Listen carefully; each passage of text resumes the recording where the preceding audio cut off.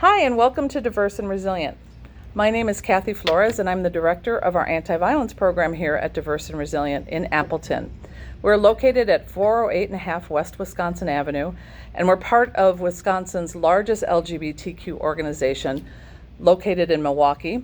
This office opened in October of 2019 with grants from the Violence of Crime Act and the Department of Children and Family Services to serve survivors who identify as lesbian, gay, bisexual, transgender, queer, or any identity within the LGBTQ plus community.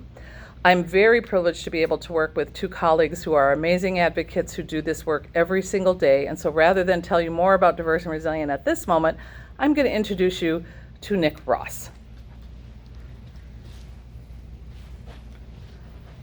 Thank you, Kathy. Hello, everyone. Excuse me. My name is Nick Ross. I use they, them pronouns, and I am the adult advocate. So I work with adult survivors who are LGBTQ and have survived intimate partner violence, sexual assault, family rejection, and other forms of harm.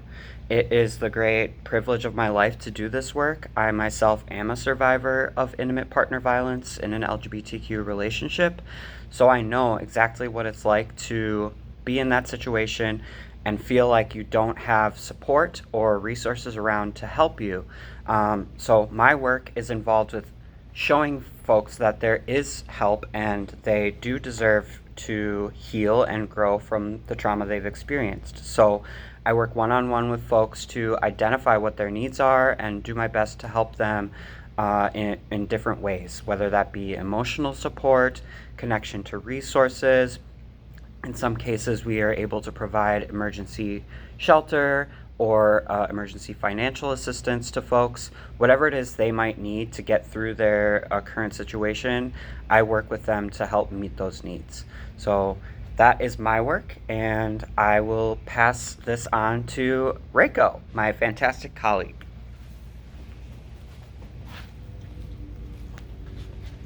Hi everyone, my name is Ramos. I use they, them, theirs pronouns, and I am our youth and young adult advocate here at Diverse and Resilient. My work with survivors oftentimes looks a lot like the things that Nick described, but I focus on young folks. So you can think of young kids all the way up to young adult, college, and transition aged young people. And one of the things about working with youth that looks maybe a little bit different from some of the things that Nick described is young people as they navigate their newly formed identities, what that looks like, being themselves in school, and the fact that they are still young people, and so they also have to rely a lot on family support, which many of our youth don't always have.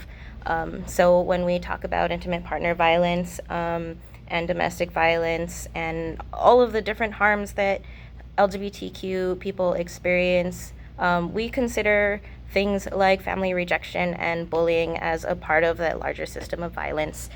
So my role is to support and advocate for youth in that way. My services are available to youth, whether that's one-on-one or if young people want to connect in a group. We do have a youth group called Room to Be Youth. That's YOU and in parentheses TH.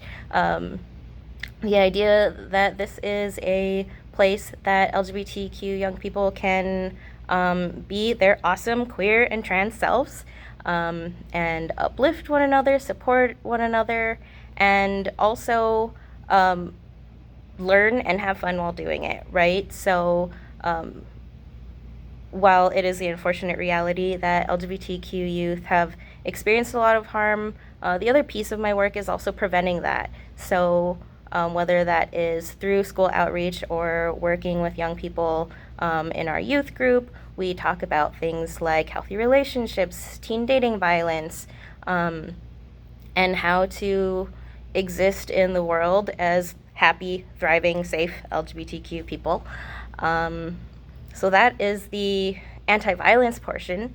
And another one of the services that we offer here in our Appleton office that Nick and I really enjoy doing is supporting people through our name and gender marker clinic. So when there are transgender people who are wanting to change their name legally, oftentimes trans folks are already going by a name socially that affirms them, reflects who they are, and they're ready to do that legally. That we have a fund to help people pay for those services or pay for the fees associated with that process. And Nick and I are here to walk with people every step of the way to make that happen because it can be a confusing and intimidating system. That's just another one of the services we offer here out of our Appleton office. And I'm going to invite Kathy back.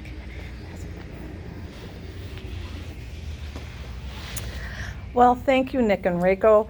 I just want to add a few words that the work that we do is often very heavy and it's in crisis, and we're serving people who have been harmed, sometimes by other people in relationships, by community members.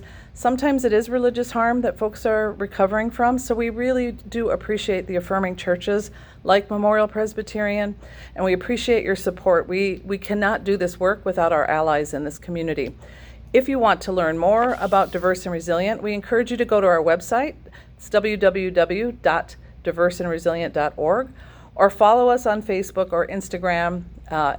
You just need to Google, or you need to look up the words Appleton Diverse and Resilient, and you will find us. Or you can call or text our warm line. If you or somebody you know is in need of help and they're part of the LGBTQ community, call 414-856-LGBT. That is 414-856-5428, and you can also text that number. So I'm going to invite my colleagues back so we can just say thank you very much. Thank you.